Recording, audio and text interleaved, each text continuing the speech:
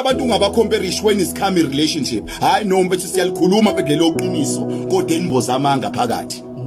Mfethu wonke bethu abantu esiphile nabo esesidonse nabo iminyaka sibacomparishile mfethu ukuze sikwazi ukuphila nabo. Sithe lo kodwa noma enenkinga yakhe kodwa ungcono kunaluya ya. Hayi kunjalo mfethu.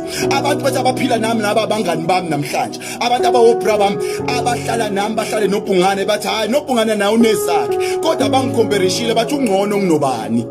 That is why sikhona ukumbekezelela.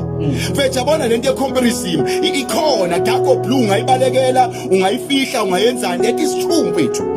Mfethu empilweni mfethu ukuze uthembe umuntu kumele akulimaze eqala njengeqiniso lithi izwi likaNkulunkulu kuJohn 8 iqiniso liyakubulala qala kodwa iqiniso egcine njani liyakukhulula lithi uma niyokulazi iqiniso liyakukhulula njani liyakunikhulula noma kuthiwa iqiniso elibi kodwa liyokulimaza qala kodwa egcineni likukhulule kunzima noma kubhlungu mfethu ukukhululwa ukukhamfathwa ngamanga bese uboshwa ngeqiniso.